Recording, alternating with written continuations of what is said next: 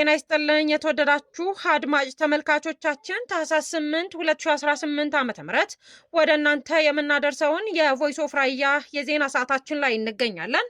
በቅድሚያም አርዕስተ ዜና። በትግራይ እኔ የሌለሁበት ምርጫ አይደረግም የሚል አዲስ ፉከራ የጀመረው የህወሓት ቡድን ወደ ሞት እየተቃረበ የመጣ ነው ሲሉ ስምረት ፓርቲ መግለጻቸውንና የአንበሶች ምድር በማለት ኢትዮጵያን የገለጿት የህንዱ ጠቅላይ ሚኒስትር እነዚህንና ሌሎችን ይዘናል። ቆይታችሁ ከኛ ጋር እንዲሆን በአክብሮት እንጋብዛለን። በትግራይ እኔ የሌለሁበት ምርጫ አይደረግም የሚል አዲስ ፉከራ የጀመረው የህወሓት ቡድን ወደ ሞት እየተቃረበ እየመጣ ነው ሲሉ ስምረት ፓርቲ ገለጸ።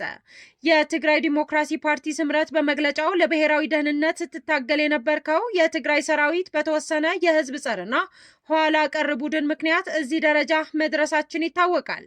ይህንን ዋጋ የተከፈለበት የህዝብ ትግል በእነዚህ ኋላ ቀር ቡድን እንዲቀለበስና ከሻዕቢያ ቡድን ጋር በመጣመር ትግራይ ወደ ሌላ ጦርነት ጥፋት ለማድረግ እየሰሩ ነው በማለት ለትግራይ ታጣቂዎች መልእክት አስተላልፈዋል። አክሎም ስምረት ፓርቲ በትግራይ እኔ የሌለሁበት ምርጫ አይደረግም በማለት የሞት አፋፍ ውስጥ በመቀረቡ ህዝባችን ይዞ እንዳይጠፋ የትግራይ ህዝብና ለህልውናውና ለሰላም የሚታገሉ ኃይሎች ሁሉ በመናበብ ተደራጅቶ በመታገል የበኩላቸውን ድርሻ እንዲወጡ ፓርቲው በመግለጫው አሳስቧል። በተያያዘም የህወሓት ህጋዊነት ካልተመለሰ ምርጫ መደረግ የለበትም የሚል ፉከራ የማያዋጣ ነው ሲል በትግራይ ክልል የሚንቀሳቀሰው ውናት ፓርቲ ገለጸ። ከሁሉም በላይ ክልሎች ምርጫ መደረግ ያለበት ትግራይ ክልል ነው ብለን እናምናለን ሲል ውናት በመግለጫው የገለጸ ሲሆን አንድ ብሔር ያህል ቆራርሶ ለአንድ ቡድን መስጠት እጅግ የሚያምና የሚያስደነግጥ ነው ብለዋል። የተመረጠ መንግስት ከሌለ ራስን በራስ የማስተዳደር መብት ቅቡልነት እንደማይኖረው መታወቅ አለበት ሲሉም አክለው ገልጸዋል። በመሆኑም የተመረጠ መንግስት ከሌለ ብሔሩ ሆነ ህዝቡን ወክሎ የሚጠይቅ ህጋዊ መንግስት ባለመኖሩ ይህ ሁሉ ኃይል ተንሳፎ የሚቆይበት ሁኔታ ይፈጠራል ብለዋል። ምርጫ እንዲደረግና ህጋዊነት እንዲኖር ከተፈለገ ሊመለሱ የሚገባቸው ጥያቄዎች መመለስ ይኖሩባቸዋል ሲሉ ተናግረዋል። በተያያዘም ምርጫ እንዲደረግ ከተፈለገ የፕሪቶሪያ ስምምነት ሙሉ በሙሉ ሊተገበር ይገባል ብለዋል ውናት በመግለጫቸው። አንበሶች ምድር በማለት ኢትዮጵያን የገለጿት የህንዱ ጠቅላይ ሚኒስትር ናራንደሪ ሞዲ በዓለም መገናኛ ብዙሃን እያነጋገረ ይገኛል። ኢትዮጵያን የአንበሶች ምድር ሲሉ የገለጹት ጠቅላይ ሚኒስትር ሞዲ ይህንን ከትውልድ ግዛታቸው ጉጃራት ጋር በማመሳሰል ልክ እንደ ቤቴ ይሰማኛል ማለታቸው ሚሊዮኖች የሚከታተሏቸው የህንድ መገናኛ ብዙሃን አስነብበዋል።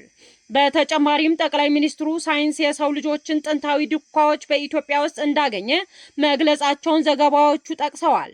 ዓለም ስለ ሉሲ ወይም ድንቅነት ሲናገር እያወራ ያለው ስለ ቅሪተ አካል ብቻ ሳይሆን ስለ ሁላችንም መነሻ ነው ማለታቸው በርካታ የህንድ መገናኛ ብዙሃን ዘግበዋል። ጠቅላይ ሚኒስትሩ በኢትዮጵያ ባደረጉት ጉብኝት ልክ እንደ ቤታቸው እንደተሰማቸው ገልጸው ለዚህ የአፍሪካዊ ሀገር ፓርላማ ንግግር ማድረግ ትልቅ ክብር የሚሰጠው አጋጣሚ ነው ሲሉ ገልጸውታል።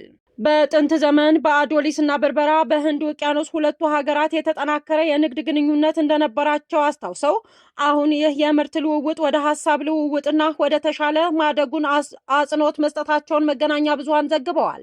የአዲስ አበባንና ባህር ዳርን፣ መቀሌን ከተሞች ስም እያነሱ በምክር ቤቶቹ የጋራ ስብሰባ ላይ ንግግር ያደረጉት ሞዲን የኢትዮጵያና ህንድ ጥብቅ ትስስር እያነሱ እና ከታሪክ ጋር እያጣቀሱ የኢትዮጵያን ልዕልና ወድሰዋል።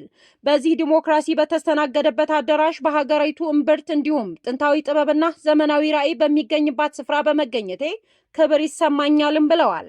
ለፓርቲያችሁ ለህዝባችሁና ለዲሞክራሲያዊ ጉዟችሁ ያለኝን ጥልቅ አክብሮት ይዤ ወደ እናንተ መጥቻለሁ ያሉት ሞዲን በ1.4 ቢሊዮን የህንድ ህዝብ ስም የወዳጅነት መልካምነት ምኞትና የወንድማማችነት ሰላምታዬን አቀርብላችኋለሁ ብለዋል። ጠቅላይ ሚኒስትሩ ከኢትዮጵያ ለተሰጣቸው ታላቅ የክብር ኒሻን ሽልማት ምስጋናቸውን ያቀረቡ ሲሆን ሽልማቱም ለ1.4 ቢሊዮን የህንድ ህዝብ አበርክቻለሁ ማለታቸው ተዘግቧል።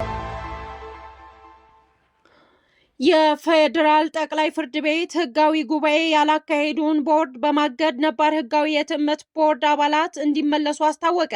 በዚህ መሰረት በትዕመት ድርጅቶች ታግዶ የነበረውን የባንክ እንቅስቃሴ በህጋዊ ቦርድ እንዲመለስ የፌዴራል ጠቅላይ ፍርድ ቤት መወሰኑን አስታወቀ። 7 ዓመት የተፈረደባቸው የቀድሞ የሰላም ሚኒስትር ታዬ ደንደአ ዛሬ በዋለው ችሎት ለታህሳስ 22 ቀን 2018 ዓ.ም ተለዋጭ ቀጠሮ እንደተሰጣቸው ተገለጸ። የፌዴራል ጠቅላይ ፍርድ ቤት ህዳር 26 በዋለው ችሎት የ7 ዓመት ከ2 ወራት እስራት የበየነባቸው ታዬ ደንደአ በአዳዲሶቹ ክሶች ላይ ለመበየን ከፍተኛ ፍርድ ቤቱ ለታህሳስ 22 ተለዋጭ ቀጠሮ መስጠቱን ጠበቃቸው አበራ ንጉስ ለአዲስ ማለዳ ተናገሩ። ዛሬ ታህሳስ 8 2018 ዓ.ም በዋለው የፌዴራል ከፍተኛ ፍርድ ቤት ልደታ ምድብ ችሎት አንደኛ የጸረ ሽብርና ህገ መንግስታዊ ጉዳይ ወንጀል ችሎት ታዬ ደንደአን ከተከሰሱበትና ጠቅላይ ፍርድ ቤት ጥፋተኛ ናቸው ሲል የ7 ዓመት ከ2 ወር ፍርድ ከሰጠበት የህገወጥ የጦር መሳሪያ ይዞ መገኘት ወንጀል ውጪ በተመሰረተባቸው 3 አዳዲስ ክሶች ላይ የዋስትና ብይን ለመስማት ለታህሳስ 22 ቀን 2018 ዓ.ም ተለዋጭ ቀጠሮ መስጠቱን አበራ ገልጸዋል። አዲስ የተመሰረቱት ክሶች መንግስትን በኃይል የመናድ፣ ስለ መከላከያ ሰራዊት የሰሜን እዝ ጥቃትና ተያያዥ ጉዳዮች ላይ ጠቅላይ ሚኒስትሩ አሉኝ ብለው የሰጡት መረጃ፣ መከላከያ ላይ የተደረገ አደናጋሪ ወይም የሐሰተኛ መረጃ መንዛት፣ የተመረጠውን መንግስት ስም በማጉደፍ የሚል መሆናቸውን ጠበቃቸው ከዚህ ቀደም ለአዲስ ማለዳ ተናግረው ነበር።